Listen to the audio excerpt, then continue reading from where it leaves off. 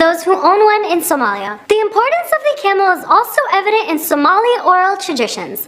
One famous Somali poet, Syed Maxamid Abdali Sazan, states that a she-camel is a mother to him who owns it, whereas a he-camel is the artery on which hangs life itself. The practical uses of the camel have been described by Somalis in their extensive oral poetry, handed down through generations from father to son. It ultimately forms a complete literary tradition composed of poems, proverbs, metaphors, and tales of wisdom. Another surprising fact about Somalia that not many people are aware of is that the Somali coastline is actually one of the longest coastlines on Africa's mainland. Somalia's coastline, which stretches over 3,333 kilometers, consists of the Gulf of Aden to the north, the Gaddafi Channel to the northeast, and the Somali Sea to the east. The coastline plays a major role in maintaining the economy of the country by fishing and trade, as all other fields of economy are not very productive. The fact at number 8 is that there are a number of outstanding forests and savannas in Somalia. Although Somalia is known for its hot weather,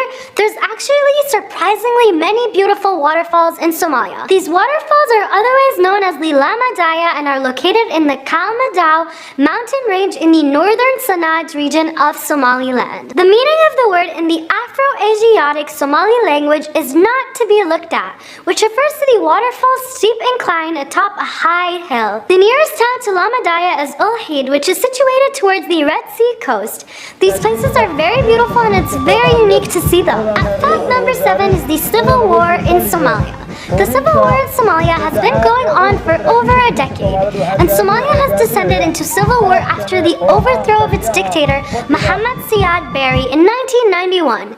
Since that time, although there has been progress, the government of Somalia is not exactly where everyone wants it to be, as it still has never had an effective central government. In the absence of a central government, Somalia became a failed state. The UN then withdrew in 1995, having incurred significant casualties, but no central authority had yet been re-established. After the collapse of the central government, there was some return to customary and religious law in most regions. Though the fact that Somalia is one of the countries currently suffering a humanitarian crisis may not be too surprising to people, not many people know that the extent to which that is true. Somalia actually faces a humanitarian crisis with more than 2 million people threatened by severe hunger. A further 3 million people are uncertain of their next meal, as research shows. This emergency comes 2 years after the threat of a major disaster in the unstable East African state was averted by timely aid from the international community. Experts describe this crisis as a climate emergency and say communities are still struggling to recover from the lengthy drought that ended in 2017. Another surprising fact that most people don't know about Somalia is that the ancient rock paintings dating back 5,000 years have been found in the northern part of Somalia, otherwise known as Laskeel Complex, which are cave formation on the rural outskirts of Hargeisa, Somaliland, contains some of the earliest rock paintings on the continent. The Laskeel cave paintings are thought to be some of the most vivid rock art in Africa. Among other things, they depict cattle in ceremonial robes accompanied by humans, who are believed to have been inhabitants of the region. The necks of the cattle are embellished with a kind of plastron, and some of the cattle are also portrayed wearing decorative robes.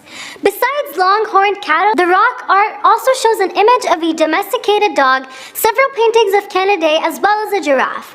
The site is also excellently preserved due to the location of these paintings. Another fact that most people don't know about Somalia is that more than half of the residents of Somalia are actually self-employed. They are farmers, herders, and independent business owners. Wherever Somali people find peace, they easily establish business and flourish. You can find successful Somali business communities in Kenya, Uganda, Tanzania, Rwanda, and Ethiopia. Not many people know that the national animal for Somalia is the Panthera pardus, otherwise known as the leopard. The leopard is one of the 5 extant species in the genus Panthera, a member of the Felidae. It occurs in a wide range of sub-Saharan Africa and small parts of Western and Central Asia, on the Indian subcontinent to Southeast and East Asia, and unsurprisingly, this includes the country of Somalia. Another thing that not many people are aware of is that the country of Somalia is well known for its poets.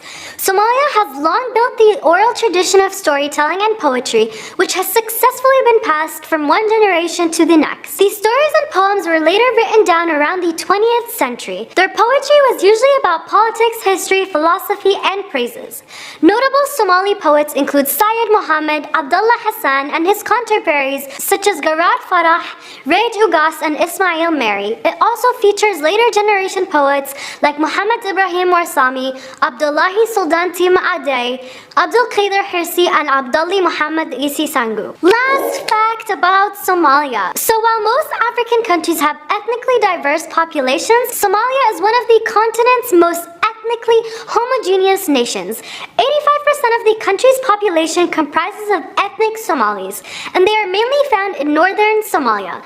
The ethnic minorities are primarily in the southern part of the country and include the Bantus, Ethiopians, Arabs, Persians, and Europeans, including French and Italian people. Okay guys, that's all I have for you for this episode. Somalia is a country full of rich history, and although they've had a few dark times, the country's people always unite to overcome adversity together.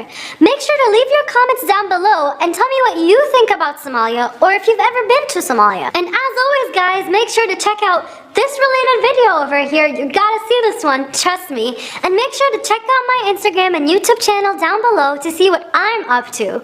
Oh, and don't forget to subscribe down below and ring that bell so you can be notified of our next video. I look forward to seeing you guys in our next episode. Bye!